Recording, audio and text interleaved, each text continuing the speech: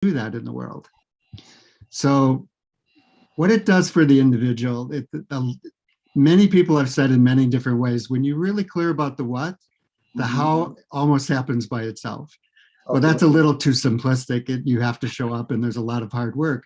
It's Right. that the idea that if you do the work, if you do the inquiry, if you show up every day like an elite athlete, like an athlete at any level, and or a musician or an artist for that matter, just to become skillful, then you attain a certain level of skill of saying that as a teenager and as a 20 something between rock and roll bands, I was, I did the dishwashing thing and I did the minimum wage jobs. Like, how do you go from minimum wage? How do you go from unemployed and wishing you were minimum wage to being self-directed and self-empowered in your life, in your own career? How do you find a way to make why you're here something that pays the bills?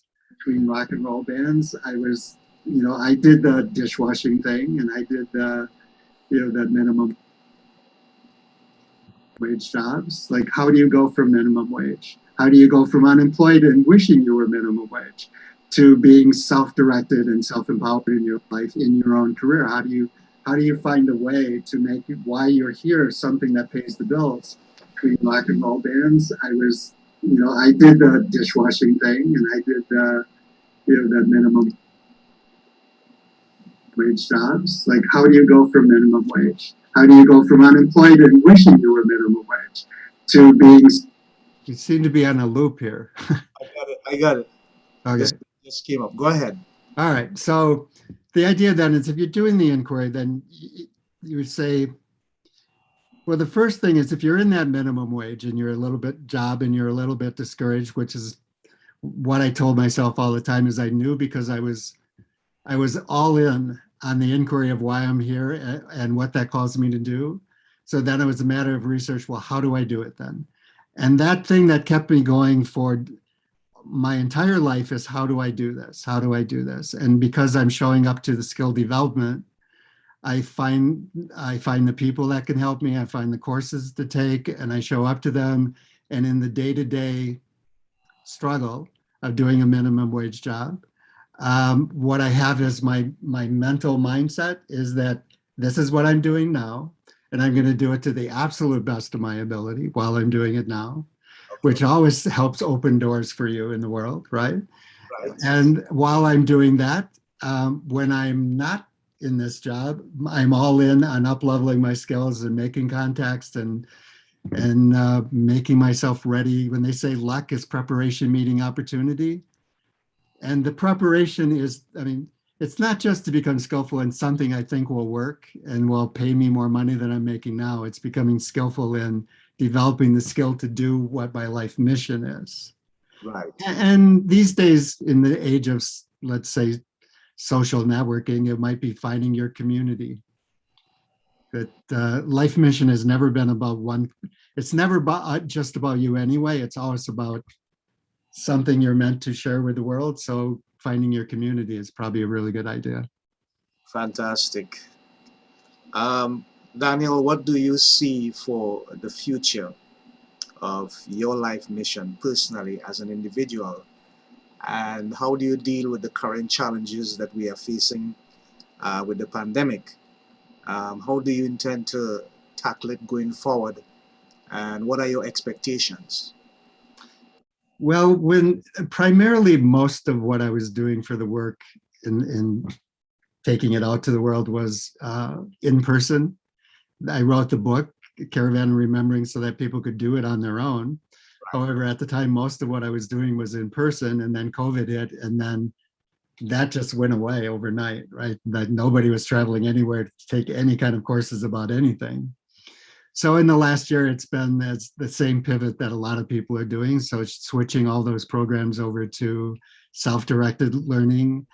Caravan has a self-directed learning program, and then there's the Zoom courses. And so what I would see going forward, and I'm somewhat grateful if that's the thing I could say about the shift to digital and Zoom, is that it really does lend itself to a more global reach, which was always my vision, to anytime, anywhere, anyone. Someone Right. wants to know their life mission. So moving forward, it's creating the tools so that anyone, anywhere, under any circumstance, well, almost any circumstance, can have access. So I hope you have internet somehow, some way, right? Yeah. That you'll have access to the material and hopefully a person through Zoom, whether it's one-on-one or in a small group or however that needs to happen, to stay in the inquiry and also build your community of support to find the way to that first level is, how do I pay my bills doing my life mission? And once you have that, then how, if you're called to, how do I scale that up across my community or state or province, and then maybe country, and then maybe global? So that's the future vision for the Caravan Enterprise, is that it creates the material that really is a global way to reach anyone, anywhere. Right. Great. I've got two more questions for you before we take a little break. The first one actually has to deal with that period of transition in your life, from the music scenario to something much more fulfilling and concretive. Can you share a little bit of that with us? That time when you felt that you could go in that direction, but for some reason or the other, it didn't work out, and then you had to find a paradigm shift, so to speak. Well, I do feel like in many ways I've had many lifetimes in one lifetime. I had my years as a fine artist student on scholarship, and then I had my years as a touring musician.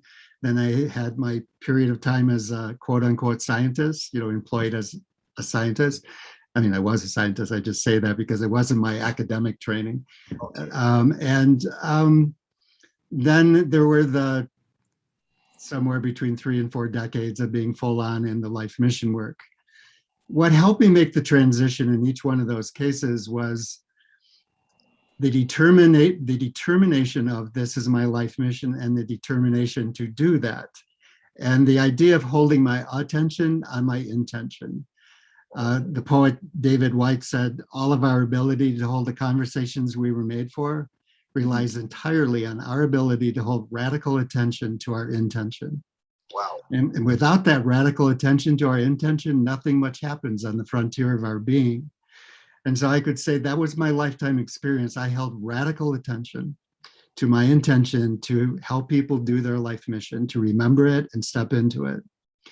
So that was the research project of my life. That I had a scholarship in the fine arts, so I did that to start. And then as a 14-year-old, I said that if I'm going to talk to people about life mission, if they're going to listen to me, it would help if I was famous. So I decided to go into, at 14, I started really focusing on doing my scales, speaking of scales, so that I could become famous in music. And I pursued that, and I had my musical thing. And then semi-retired, I was doing session work, but semi-retired from that, I was working for WIA at the time. That's Warner Brothers Electrosylum Atlantic. And it's just, there was a projection by Paul Pilsner that people in the future would be mostly self-employed. So I said, what would be a business I could do that wouldn't drive me nuts? So that transition was very calculated around my radical attention to the intention to help people with life mission. And I thought, if I was going to speak to people about being self-employed, I should be self-employed. So that's what did that. And then the final piece was, well, I'm just going to go full on doing my life mission thing. So what helped me make all those transitions was a radical attention to my intention, really. And knowing that if I do that, I will be guided, so to speak. Like, none of that was a figuring out. It was being present to what you might call the book of life, the clues in life, and following the thread, so to speak. Okay, great. And coming out from what you're just sharing, I understand the power in it, in terms of that sense of realization at that early part in your life, and the many aspects of your careers that you would have created for yourself. But looking back over time, if you were to do anything different or change anything, is there a possibility that that exists? And if so, what would it be? What would you do, anything at all different if you could? I, if there was anything, I might have been a little bit more courageous at some of those junctures. All right. As I think I shared earlier, I actually was a kind of a shy person. Uh, I'm not an extrovert, and there were there were occasions where I had opportunities that I didn't fully step into because I was maybe too shy. And so if I could do anything that, I wouldn't say there's anything I would have done differently about what I actually did. It might be more about what I didn't do. So, Uh, that thing where they say on your deathbed, you never regret what you did. It's only the things you didn't do. So if I had to say what I would have done differently is I might have been a little bit more courageous at a few of those occasions. okay, great. All right, Daniel. So what we're gonna do is we're gonna take a short break, and then we're gonna come back and wrap up. So stand by, my friend. Is that like 5 minutes? No, no, no, Okay. Okay. at all. Probably just 1 minute or so. Okay. All right.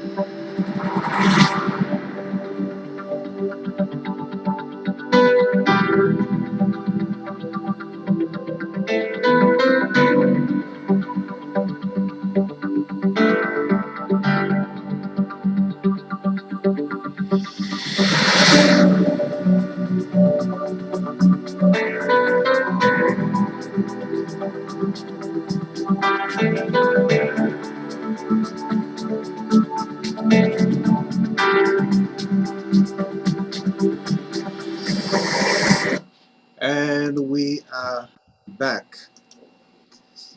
So, Daniel, I want to give you the opportunity now to share some information with the people and just basically tell them if they want to get in contact with you, if they want to attend any of your sessions or your workshops, how they can make contact with you in terms of your social network platforms, and just lay it out there. Well, in terms of the Caravan and Remembering, if you go to the Caravan and Remembering website, and even if you just put in Caravan and Remembering, it'll take you there. There are, you can set up groups locally to work with it. That information is on the website. Um, you could check out thewayoftheheart.com for, that's another program I work with. Corporate and entrepreneurial work would be the youpersonproject.com.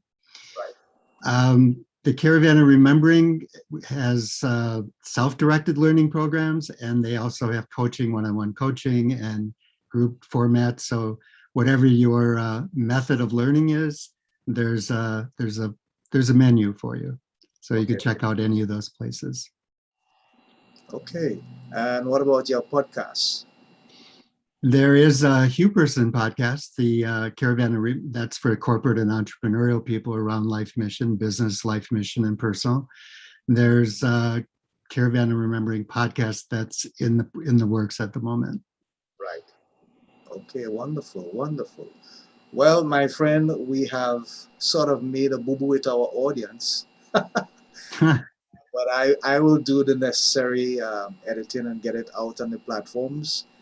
And we just have 2 more minutes. I'm going to wrap up by saying a wonderful thank you and a heartfelt appreciation for your time and your commitment to the program and sharing some insightful and wonderful information with us with regards to the caravan of remembering.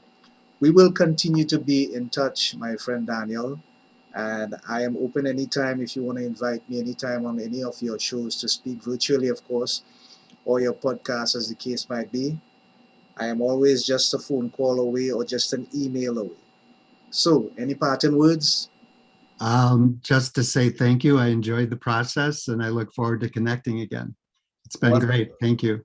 It was wonderful. Until next time, All right. Thanks. Bye. see you, Daniel. Bye bye. Bye. Okay, great.